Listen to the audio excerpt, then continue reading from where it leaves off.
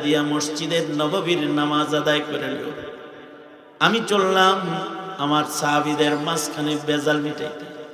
নবীজি মসজিদের নববীতে ইমামতের মুসল্লা বাদ দিয়ে আল্লাহর রাসূল অন্যদেরকে নামাজের জিম্মাদারি দিয়া আল্লাহর নবী মসজিদে কোবায় চলে গেলেন। যায়া দুই দলকে মিলাইলেন, ঝগড়া বিবাদ মিটায়া শান্ত হয়ে আল্লাহর রাসূল তারপরে মসজিদে নববীতে আসলেন। এটা হলো পয়গম্বরী আখলাক, যে দুই ভাইয়ের ভেতরে ভেজালের খবর শুনলে দৌড়ায় চলে যাওয়া মিটানোর জন্য।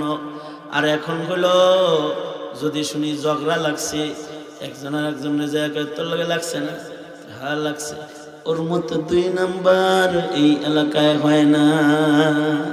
সুন্দর করে যে আরেকটা গিট্টা লাগাইয়া দিছে, আরো ঝগড়া লাগাইয়া দিছে। ভাই ভাইয়ের সমস্যা দূর করবে দূরের কথা, কারোর ঘরে আগুন মানুষ আছে, আগুন নিভানোর মানুষ নাই। আগুন জ্বালায় দেওয়ার লোক আছে, নিভানোর মানুষ নাই। বিবাদ লাগায় দেওয়ার মানুষ আছে, বিবাদকে মিটায় দেওয়ার মানুষ নাই।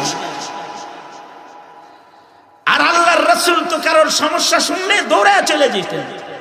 যখনই শুনছেন স্বামী স্ত্রীর ভিতরে ভেজাল লেগে যাবে তোরে, আল্লাহর রাসূল দৌড়ায় চলে গেছেন আব্দুল্লাহ ইবনে আমর ইবনুল আসের ঘরে। যা আব্দুল্লাহ ইবনে আমর ইবনুল আস কি বলে, আব্দুল্লাহ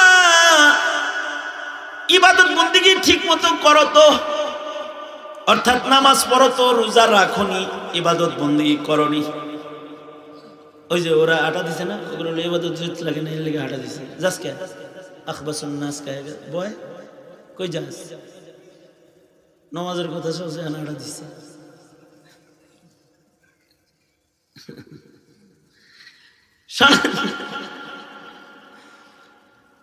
আব্দুল্লাহ ইবনে আমর ইবনুল আস কি বলতেছে, ইবাদত ঠিকমতো করা তো।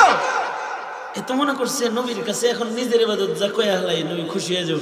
হ্যাঁ নবী ডেইলি রোজা রাখি, প্রতি রাত্রে লম্বা লম্বা নামাজ পড়ি। কিরকম লম্বা করো, খতম করার চেষ্টা করি কিন্তু কুলায় উঠতে পারি না। মানে এক রাত্রেই কোরআন মাজিদ পুরাটা খতম করার চেষ্টা করে।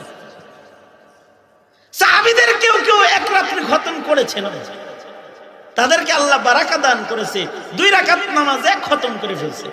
ইমামে আযম আবু হানিফা রাহমাতুল্লাহ আলাইহি 1 রাকাত নামাজে কোরআন শরীফ খতম করে ফেলছে।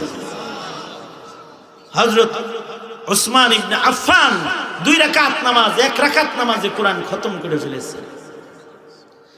তে উনিও কয় চেষ্টা করি এক রাত্রি শেষ করার, কুলায় উঠতে পারি না। আল্লাহর রাসূল বললেন